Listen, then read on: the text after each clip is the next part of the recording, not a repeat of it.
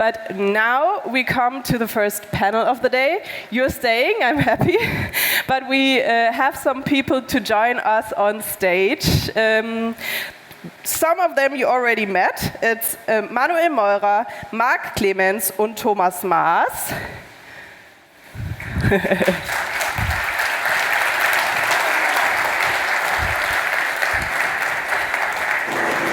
And the fifth one, I'm happy to introduce him because he's looking back on a very impressive career and such big knowledge.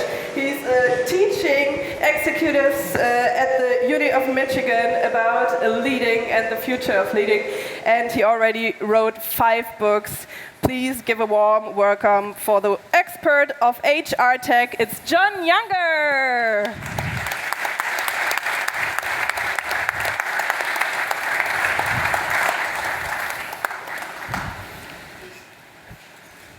You're 73 years old. Raise your hand if you're 73. You got your mic. I'm 72. And that makes me the oldest freelancer in Germany today.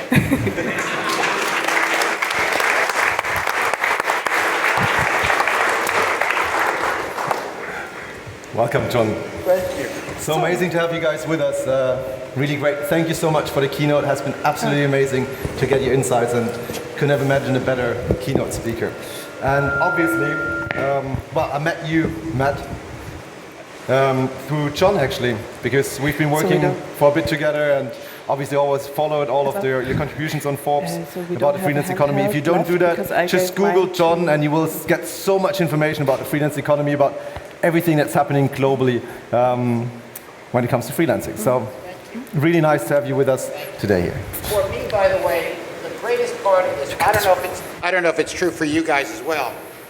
How many people have you not met that you've become friends with in the last 3 years or 4 years? Raise your hand if you've met a few people over the last 3 years. You've met them through Zoom, but you haven't actually seen them personally. Am I the only one? Come on, raise your hand. Everybody's been in that kind of a situation. My experience is they're either taller or shorter than I thought. And usually they're taller. So you guys are giants in my view. And Matt, I know. And I'm sorry to interrupt the beginning. No, no worries at all. Right, we're here to chat a bit, so and we're here to learn a bit from these great minds. These people have participated in the freelance economy for a long while. But before we go to the panelists, perhaps a question to the audience, and that is if you could describe a bit what freelancing is for you in one word these days. What comes to mind when you think of your freelance journey or what you're doing right now? Just shout it out. Shout it out. Shout it out. Independence. Flexible work. Expertise.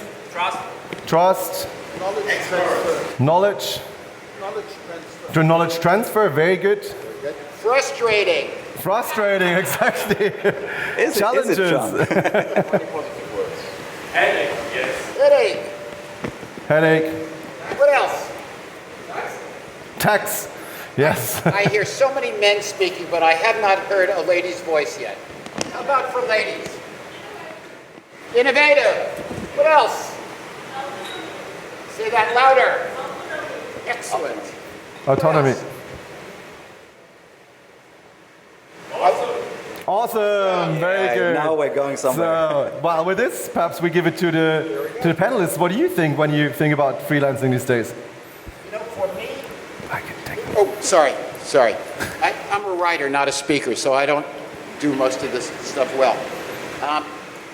For me, it is the vindication of a career of 40 years, believing it's possible to be an entrepreneur of one. And that is exciting to me, because at the end of the day, I'm an introvert, just like many of you. I would rather be in front of my computer than in front of a group. But I must tell you, the opportunity that I have to build a business for myself and my family, as hard as it is, as frustrating as it is, it's never been more possible than today. And that is an exciting thing for me. I couldn't agree more. I think, Yeah, I think to me it's really about this independence. I think the whole flexibility and also the continuous learning. I think not telling someone else telling you when to learn something and when to shift a bit your career or what you want to do, but really having the full power, this entrepreneurial element in it. It's really it. Well, I have to admit, I've been now an entrepreneur, but with employees for the last 8 years and before freelancing, but for 8 years I've not had this freedom now. So I'm really missing it a bit. But you're giving it to others. Well, trying to. Let's see. What are you guys thinking? I'm asking if with all the flexibility and autonomy, are these good times for freelancers right now? What do you guys think?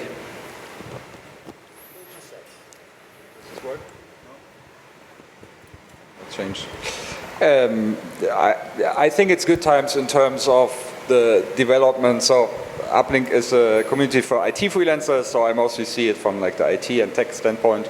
I think it's great times in the tech sector because you have AI, you have machine learning in general, you have so many great developments that as a freelancer, like as you said, you're free to learn and to develop in a way that you want. I think for people like that it's great because you have so much great choice, stuff is getting easier and cheaper. Like you can use technologies nowadays that 5 years ago were too expensive for a single person to use. Whereas of course the freelancing sector, especially in Germany, is in a bit of a struggle. In the beginning of the year it looked like it's getting better compared to the last half year. But now, if you look at the numbers, for example, how our German leaders look at the business development in general, and how solopreneurs and freelancers look, like it's shifting away. So actually, the businesses are doing better and better, I think, but the solopreneurs are still having a hard time. And we see that in our community very specifically, where we post a job and everybody can apply to the job. And we used to have 15, 20 applicants. And nowadays, if you post a job and it's a relatively good job, like a front-end developer, we have 30, 40, 50 applicants. So the market is much bigger right now.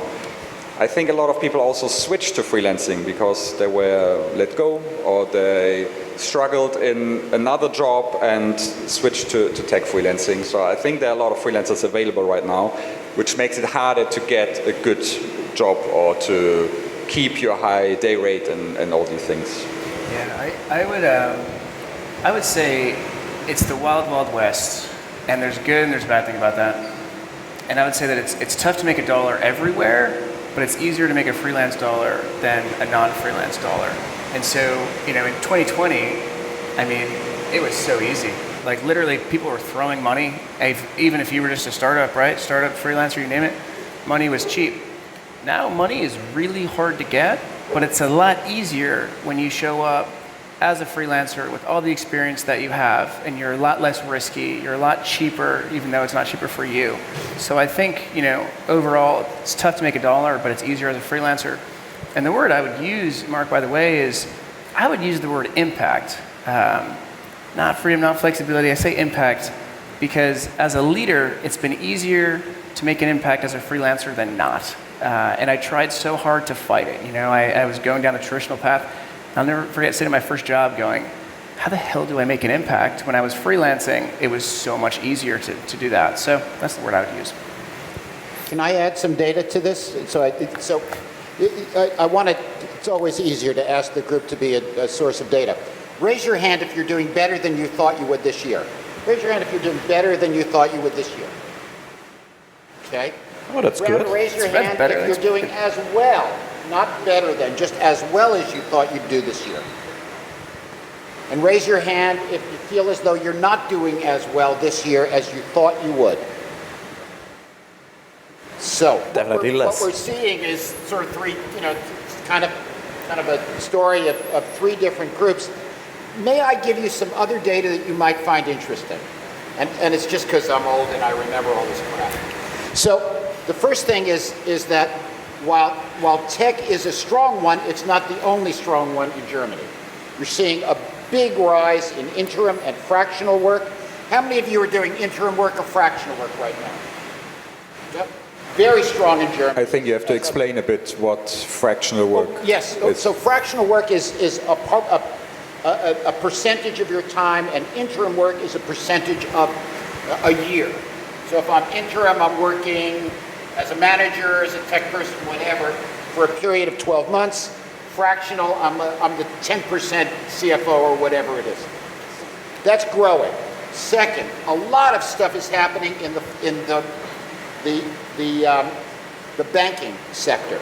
How many of you are involved in the banking sector right now in any way at all? Get involved, because there's an awful lot going on, not only on the tech side with transformation, but also with respect to the tremendous amount of new investment we're going to see over the next 5 to 10 years through private equity, etc. So that's another opportunity. Don't look only for the thing that fits you best. Look at your adjacencies if you are not doing as well as you wish you would. What are the opportunities that are beyond? Let me give you one other data point that I think would be fun. Part of what's happening in freelancing is that we're growing far more broadly and deeply than we did 5 years ago. I want to give you some examples. There's a very successful freelance platform now in the business of wine labels. Guess how many people are in the business of sneaker design at Laceless Designs? Come on, somebody's got to play with me for a minute. What's the largest number of sneaker designers you can imagine? 10,000. There's 50,000. Wow. 50,000 sneaker designers. Spacely.work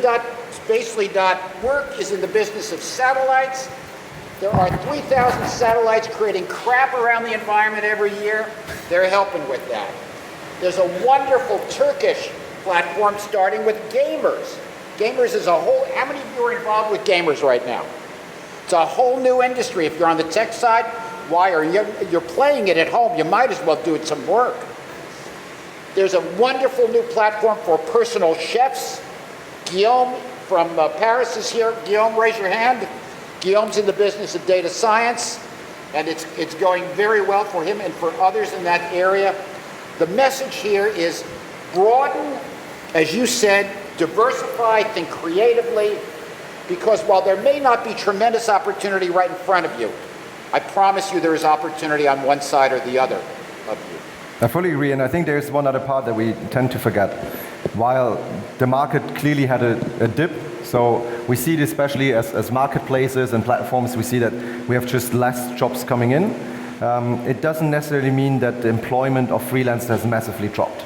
We just had way too many jobs before, and it was just the standard that you don't have to do any sales, any marketing whatsoever anymore, and you just raise your hand. I'm a freelancer. Okay, yeah, you get the job. What do you do? Oh, okay, fair enough. Here's the money. So this was a bit the post-COVID concept. It was just a crazy market, and now I think we're a bit more in a normalized market, in a market that is a bit more similar to 2018 perhaps.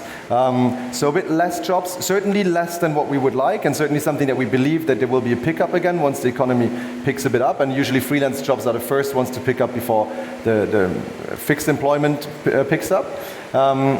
But it's not that there are no jobs, and it's not that we talk to a lot of freelancers that are all unemployed. But yes, you need to expect that you have a bit more time between your jobs. But it means also that you have some time for reskilling, right? Use that time wisely. Or use that time to travel with your family, or take your parental leave that you always want to take. Do whatever you want to do in that time. It's not that the market generally is collapsing. And I think this is, at least that's my belief, and that's what I wanted to ask you guys as well.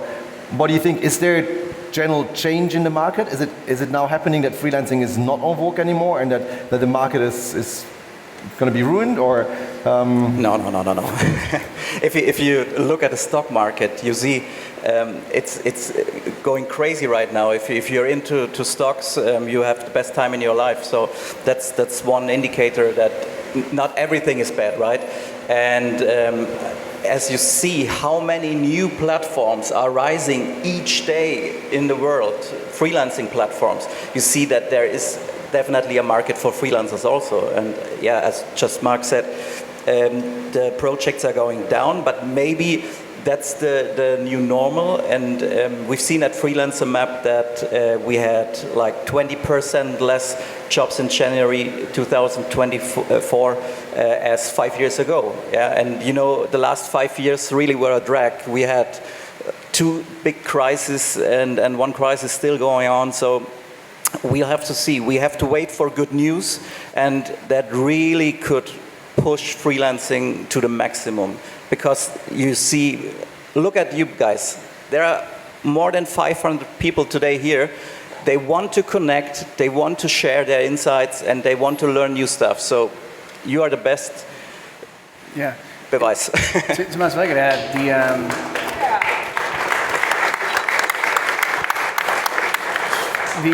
the fundamentals are here, and those and Jon, our data has shown that those that are doing good are doing better.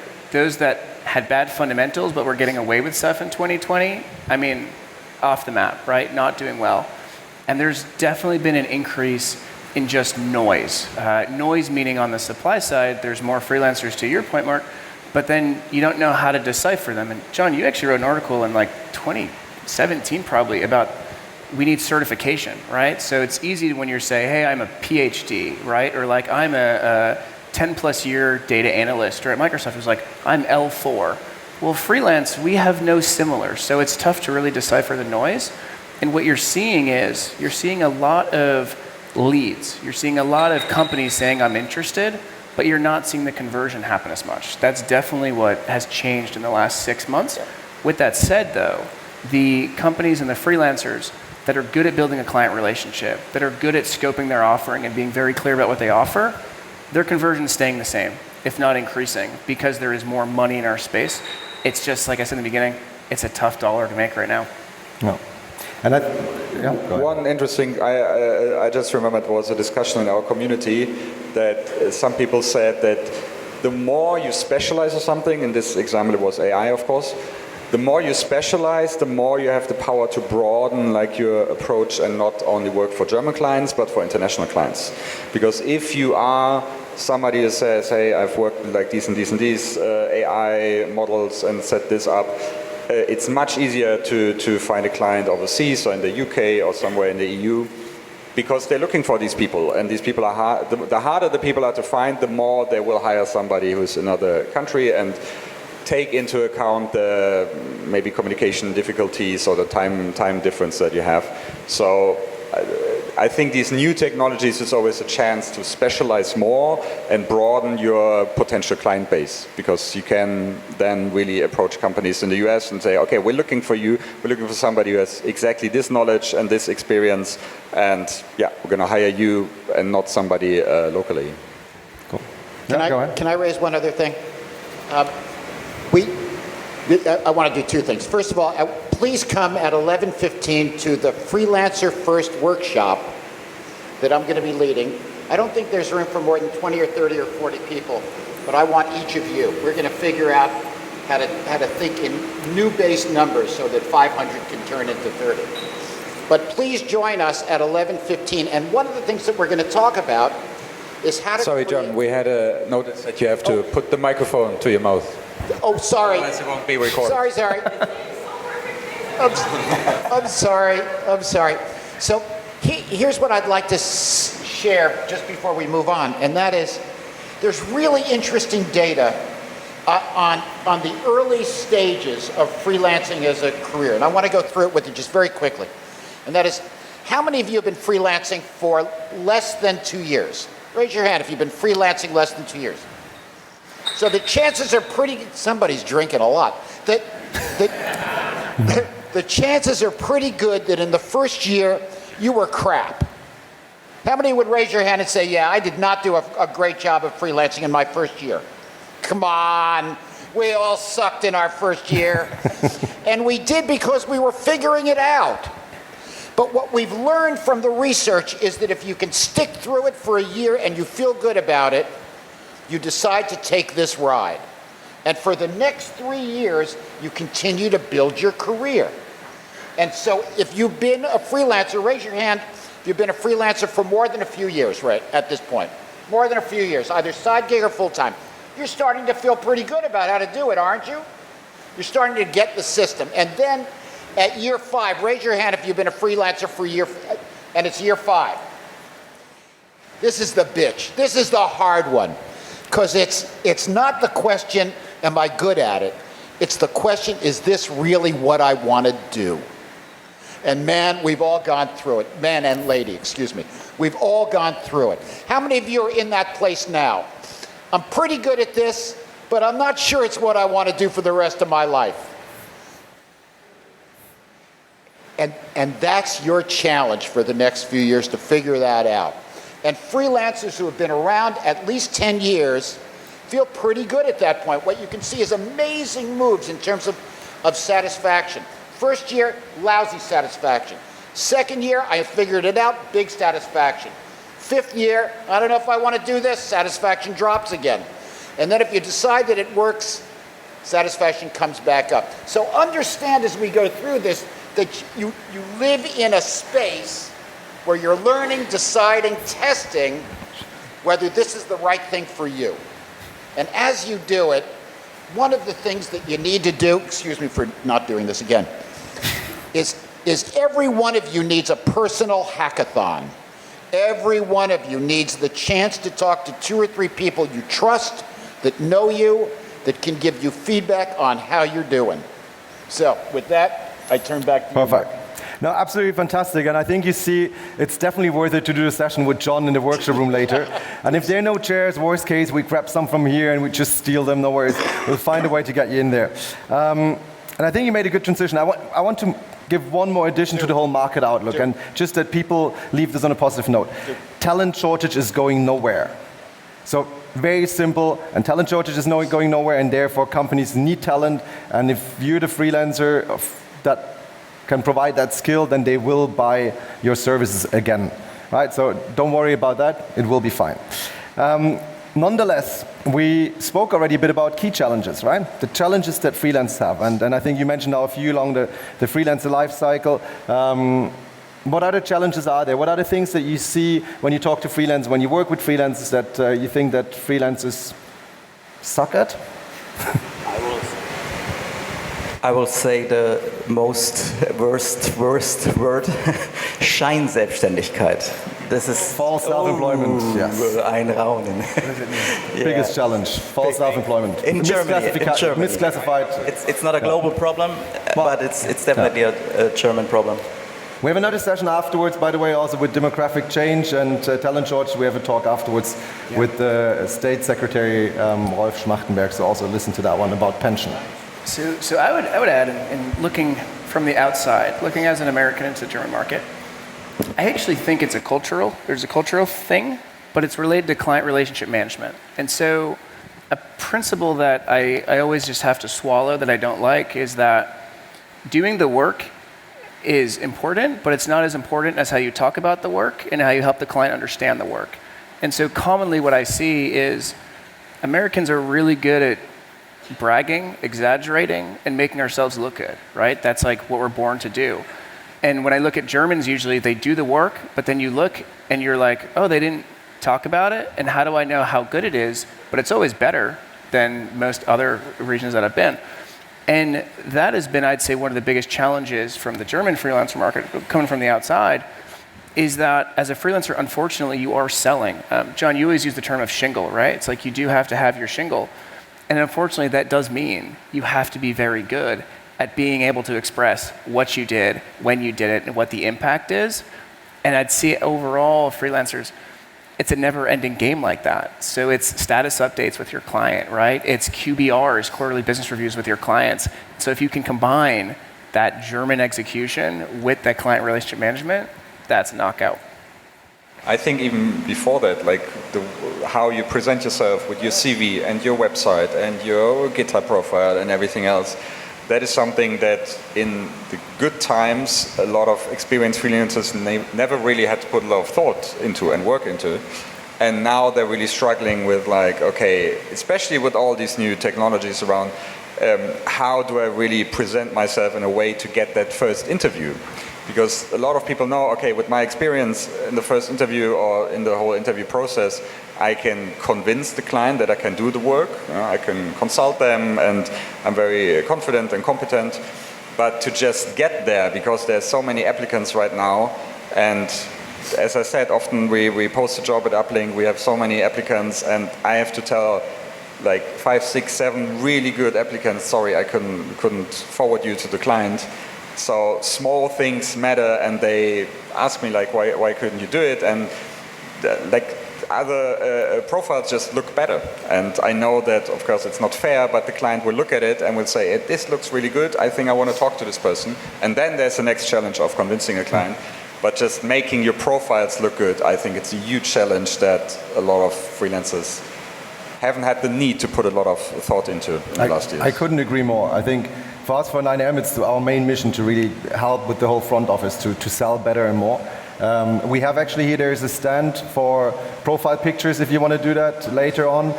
There will be also from Tempton a service where they help you to polish your profile. You can also go on 9am and use the AI to polish your profile, but it's really, really important, and I think we forget that. It's like, I just show that I'm anyways good enough, but there is a part of selling, and I think in the US it's a bit different, right? There's a bit more of a nature of selling yourself, and I think especially in Germany, but generally in Europe, we're underselling. And it is important how your website looks, and it's important how your profile looks, and it's the little details on your skills and how you present it that make the difference. And if I could add to your point too, I mean, as a freelancer, one of the toughest things that I've had to face, because I've balanced freelance, building companies, owning companies, and there's always two states. You're either in offense or defense. And offense is things are doing really well. You got those 3 to 5 clients. Man, that's when you pump on the accelerator. Defense is, I got no clients. Now, as the CEO, when you have 10 plus clients, it's a little easier. As a freelancer, it can be really, really tough, because overnight you might go down to 1 client and you feel like you're defensive, and you got to go back to the principles, which I don't want to, I will sell. What you're doing at 9 a.m. is perfect, because it forces you to be intentional and to always be on offense rather than having that, oh shit, client is gone, now I need to be on the defensive again moment. Yeah, okay. Can I add one to that?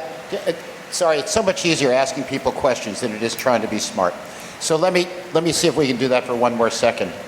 How many of you could quickly and clearly describe what makes you and your service special? What makes you and your service special? I mean that exactly as it sounds. Raise your hand if you can articulate what makes you and your service special. Please, raise your hand. Hands back there, I think. Anybody hands? So that's job number 1. If you can't describe what's special about you, then the client won't see it, and the client will find somebody else who can describe what makes them special. So here's a thought. If we were to offer a What Makes You Special consultancy in the afternoon of this conference, how many of you would find that interesting? How many of you would be interested in talking about that for 10 or 15 minutes? Raise your hand. Cool. I'm serving. Perfect. Then let's outside. We take the tent in front of the container outside in the tent. Yeah. We just meet there after lunch when the talks are starting One again. at a time. We can do it in the afternoon. Sorry. So, we can do it in the afternoon. Little reminder, there's the app. Now they're hanging their QR codes now somewhere outside. You will find them. They're also in the emails that Marta had sent. So join the WhatsApp group. We find the time and spot.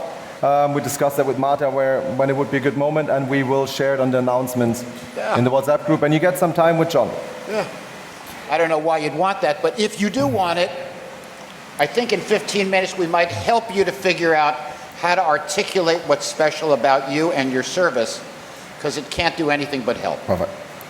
Then the next topic, and that's the last one for this session, is, are there any innovations out there, anything that you've seen in the last year, 2, 3 that excites you about the freelance economy currently? Yes. Jon?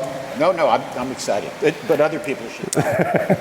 I would say and you know what's funny? This has been true for 10 years, right? This isn't actually exactly today, but I think generative AI, and I hate the buzzword, but it has been able to take away the inefficiencies and the things that you don't want to do. Now, where this comes into play for us usually is proposal creation, right? Automating proposal creation.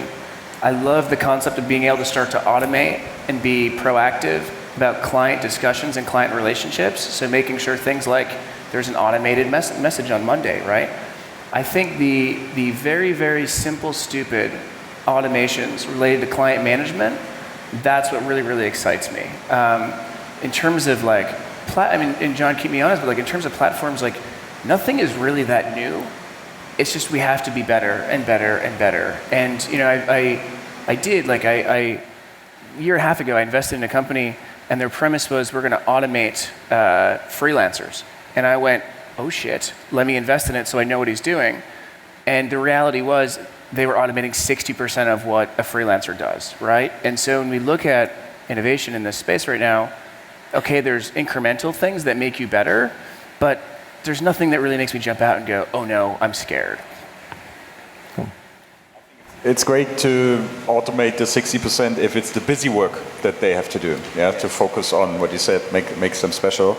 I think in using AI as a freelancer to do profile polishing or to write proposals and stuff like that, we're on top of the hype cycle where it's used too much. Yeah, so we get so many texts or applications where it's clearly written by AI. And you look at it and you say, okay, this is just not true. Like if you would ask one or two questions about it, they would say it's not true.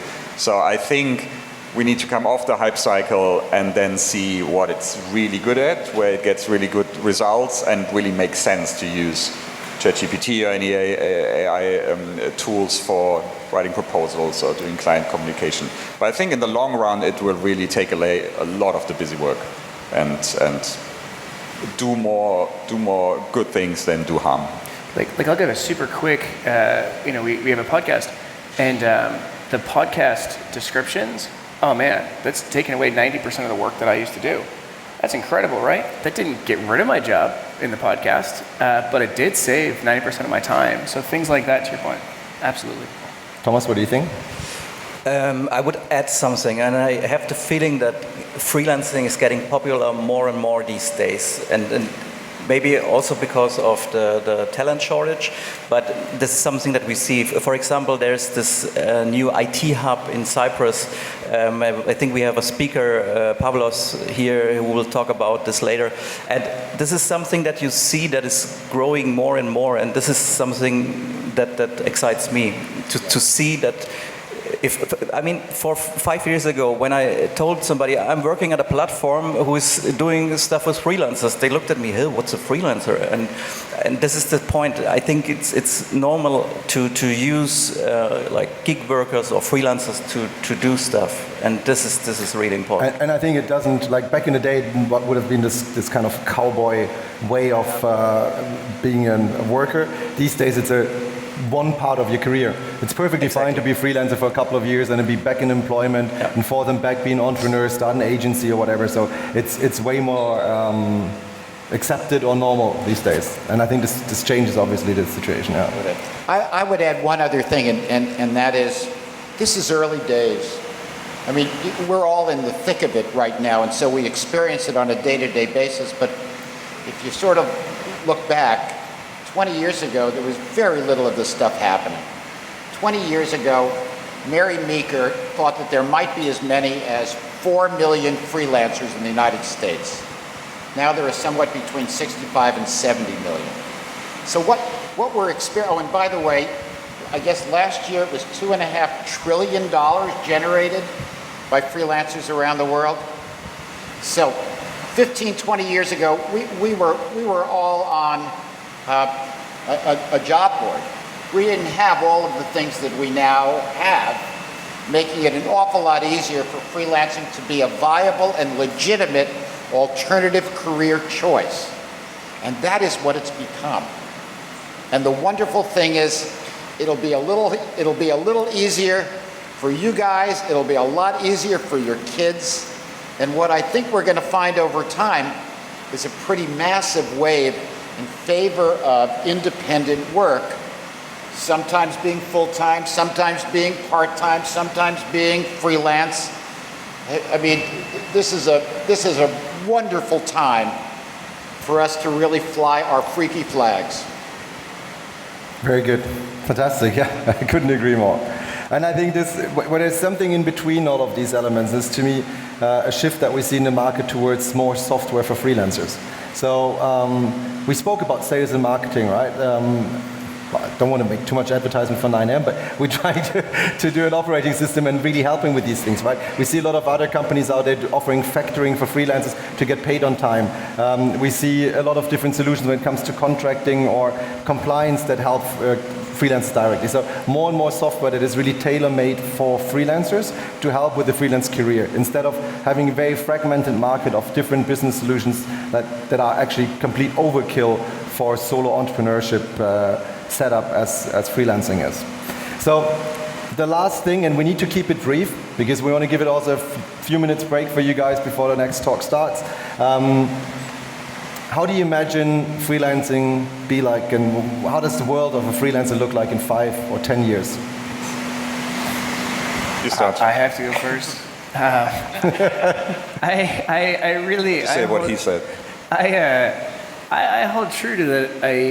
I think in 5 years it's going to not look like freelancing, to be honest. I think the beauty of our space, which it's kind of a pain in the ass when dealing with clients, is that we're extremely decentralized and we keep getting broader and broader and broader and broader. And so the more we do that, the tougher it is to have a label and the tougher it is to really be able to say this is what it's going to be. But that's kind of my answer, in that when you look at how companies work with us, we're increasingly going to be more flexible. And Jon, to your point, we might be full-time today, we might be freelance tomorrow. The only thing true in our space is the work itself, right? It's getting that website done. It's getting that campaign done. It's really being the expert at driving business results. And when I look at where the freelance economy is going, I think it looks less like freelance and more like just understanding clients and being able to embed within how they want to work rather than having a single term. Manuel? I think specifically in Germany, sorry to come back to that point, it all depends on the developments in the Scheinselbstständigkeit sector. I think that will be a huge unlocking, freelance unlocked, if there will be more security for companies that the government really says, okay, you can work with freelancers, it's safe for you if you do X, Y, and Z. It's very simple. And even if there are big hurdles, but if you know, okay, if we do X, Y, and Z, there will never be the Rentenversicherung coming after us. I think this will unlock so many companies, because I think the worst thing for freelancers nowadays in Germany is, of course it's bad if we work with a big company and they say, hey, sorry, we have to cancel the project, we can't do the project because of Scheinselbstständigkeit, like we're too afraid or whatever. But if you read articles that a lot of companies won't even start working with freelancers because of that, you realize like how much potential is just not there for you. And I think that's huge. I think, I don't know, maybe you have any data, but out of the big companies in Germany, I think a lot of them say, sorry, we won't work with freelancers due to these regulations. So I think how freelancing looks 5 or 10 years from now in Germany depends on what happens in that sector. Otherwise, I agree that it's going to get easier, there's going to be more tools. What I personally saw is that a lot of job boards, for example, they added a freelancing section, which is a small thing, but you're like, okay, that they take it seriously. Probably because a lot of the clients that they talk to said, hey, we also want to post freelance jobs, or we also work with freelancers. Okay, let's lift it up to the same level as permanent employment. Yeah, so that would be my opinion.